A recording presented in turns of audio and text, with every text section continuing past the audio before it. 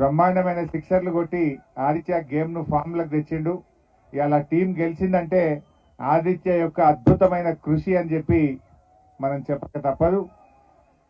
తప్పకుండా ఆదిత్య రాబోయే రోజుల్లో రంజీలో ఆడాలి. అవసరమైతే తప్పకుండా ఇండియాకు కూడా ఆడేంత గొప్ప నాయకత్వం వహించే లక్షణాలు కనబడతా ఉన్నాయి. తెలంగాణ అమరవీరుల గురించి ఎవరన్నా ఆలోచిస్తారంటే అది ఒక్క బీఆర్ఎస్ పార్టీ మాత్రమే అమరుల గురించి ఆలోచిస్తుంది. తెలంగాణ అమరులకు ప్రతి ఒక్కరికి వారి కుటుంబంలో ప్రభుత్వ ఉద్యోగం ఇచ్చి ప్రతి కుటుంబానికి 10 లక్షల రూపాయలు ఇచ్చి అమరులను గౌరవించింది. అమరులను ప్రతి సంవత్సరం స్మరించినటువంటి పార్టీ బీఆర్ఎస్ పార్టీ. ఇవాళ అమరుల త్యాగ ఫలితం, విద్యార్థుల పోరాట ఫలితం, కేసీఆర్ గారి కృషి ఫలితం ఇవాళ మనం తెలంగాణ రాష్ట్రంలో ఉన్నాం. ఇవాళ తెలంగాణ అన్ని రంగాల్లో నంబర్ 1 నిలిపిండు కేసీఆర్. తెలంగాణ జిఎస్డిపిలో నంబర్ 1, పర్ క్యాపిటల్ ఇన్కమ్ లో నంబర్ 1, పవర్ కన్జంప్షన్ లో నంబర్ 1, ఇవాళ ఐటీలో number 1. Telangana is number 1 in many fields. అయితే 10 ఏళ్లలో కేసీఆర్ గారు తెలంగాణను అద్భుతంగా నంబర్ 1 లో నిలిపితే రేవంత్ రెడ్డి గారు సంవత్సర పాలనలో తెలంగాణను 10 ఏళ్ళు వెనుకకు తీసుకుపోయింది. 10 ఏళ్ళు వెనుకకు తీసుకుపోయింది. అన్ని తుగ్లక్ పనులే.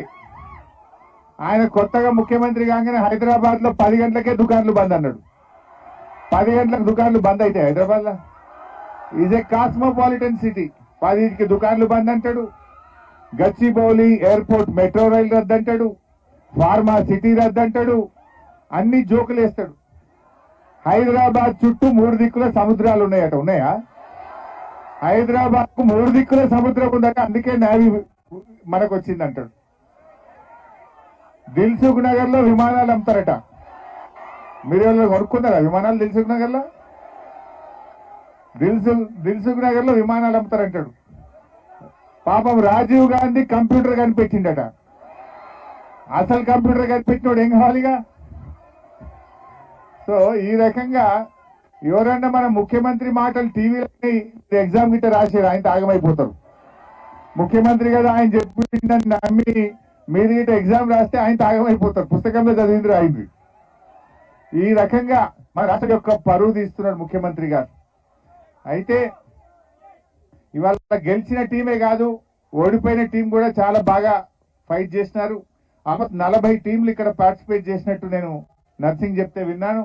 అయితే గెలుపు ఓటములు అనేది చాలా సహజం. ఓడిపోయినంత మాత్రం బాధపడాల్సిన అవసరం లేదు. మీరు భవిష్యత్తులో మళ్ళీ గెలుపు కోసం ప్రయత్నం చేయాలి. మా పాత రోజుల్లో మేము మీ ఏజ్ లో ఉన్నప్పుడు, మీ వయసులో ఉన్నప్పుడు ఒకసారి కపిల్ దేవ్ వరల్డ్ కప్ గెలిపించిండు మనకు. ఆ తర్వాత క్రికెట్ అంటే అయితే వెస్టిండీస్ లేకపోతే ఆస్ట్రేలియా. వరల్డ్ కప్ అంటే అయితే వెస్టిండీస్ గెలుస్తుందా ఆస్ట్రేలియా గెలుస్తుందా అందరూ. కానీ ఇప్పుడు ఏమైపోయింది?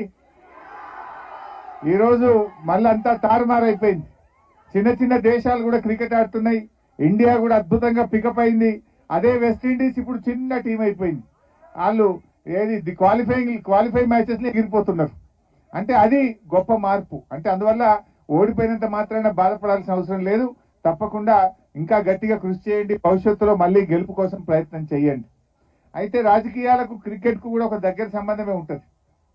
క్రికెట్ లో అప్పుడప్పుడు హిట్ వికెట్ అవుతుంటారా? క్రికెట్ లో హిట్ వికెట్ అంటే తనకు తాను కొట్టుకొని అవుట్ అవడం.